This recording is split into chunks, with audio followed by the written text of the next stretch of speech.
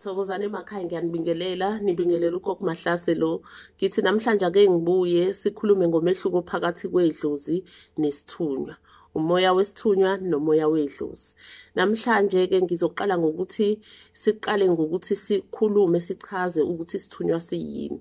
Isithunywa umoya ohlala phezulu komuntu ngesizathu sokuthi ufuna ukudlulisa umyalezo noma insebenzo ethile ngaye lo muntu. Isithunywa njengoba nazi ukuthi igama elithi isithunywa lithathele kwigama lesizulu lapho kusuke kukhulunywa khona nge-messenger in English, umuntu osuke ephethe umyalelo othile ethunyiwe ukuthi akahamba ayofeza leyo nto ethile ngaloyo muntu. Phinde lana ke sithathe idlozi ukuthi liyini idlozi. Idlozi umoya ofike udlozomele okuhlala phezulu komuntu noma kuwungena kumuntu possess. Ufike lo moya ungene kumuntu mase nawo uphethe imiyalelo ethile ofisa ukuyidlulisa ngaye lo muntu nensebenzo ethile ofuna ukuyidlulisa noma ukuyiphethisa ngaye lo muntu. Umuntu ke onesithunywa ubonakala kanjani? Umuntu onesithunywa uba nama signs lawo ukuthi uphupha kakhulu.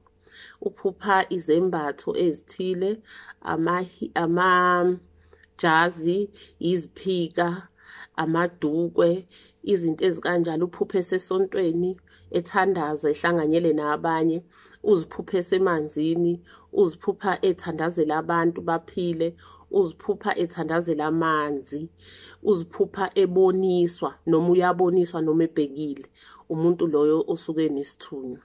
Umuntu onedlozi yena sibona ngani? Umuntu onedlozi yena naye uyaphupha kakhulu. Uphupha amahiye ke ilezi indwangu lezi red, white, yellow, blue, green. Lezi indwangu nazo ezisetshenziswayo ukuthi zihambe ziyokwenza amajazi lawa ekuyiwona agqokwa abantu abasebenza ngomoya wesithunywa. Aphinde futhi naye lo muntu aphupha amabhayi, aphuphe izilwane ezithile, aphuphe insebenzo ethile, aphuphe elapha ephilisa abantu, kanti naye futhi uyaboniswa. Aboniswe ngawo amaphupho, avuke kuyinjalo noma aboniswe ebhekile naye. Umehluko ke mncane phakathi kwalabantu, phakathi komuntu osebenza ngomoya wesithunywa nomuntu osebenza ngomoya wedlozi. Umehluko kumuntu angazibuza ukuthi pho ulaphi. Umehluko uba sekutheni umuntu onesithunywa, umuntu kuya ngokuthi kusuke kuhambe miphi imimoya phambili yafike yaziveza kuyena njengomuntu osuke ephiwe ukwelapha.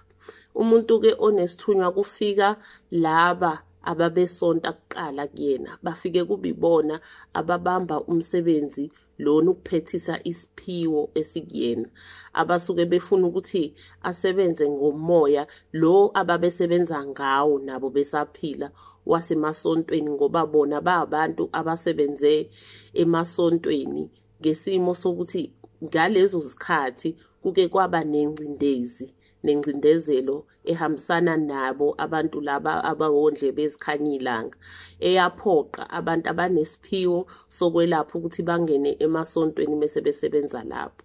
Uma ke sebefika ngalena kobaba omkhulu babuya ke sebeyadlozomela nabo, sebeyangena kubantwana abababonile ukuthi bazohambe baphethise lo msebenzi wabo ukuthi baqhubeke nalo msebenzi lona. Mese ke umuntu ke kuba ukuthi kuvuka bona laba ababesebenza ngesonto. Lona ke yena osuke edlozomelwe umoya wedlozi kusuke kuhambe phambili laba ababesebenza ngemvelo, ababesebenza ngezilwane, besebenza ngemithi, laba babeyinyanga ezazisebenza ngalokho. Kubibona bagijime phambili bafike baziveza kumntwana ukuthi cha wena unesipho okuwukuthi ungumelaphi ekufuneka uhambe ulapha abantu baphilise.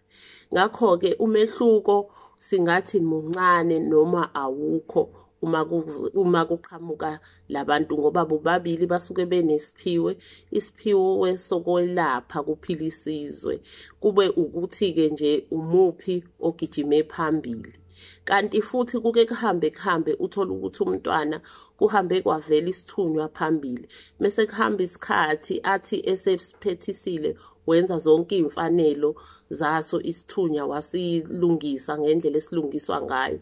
Uma esehlele ekhaya esebuyile kulungiseni lo moya wesithunywa, uthola ukuthi sekuvumbuka laba ababephethe nabo amakhambi, laba ababesebenza ngemvelo, baziveza ukuthi cha, nathi sikhona la.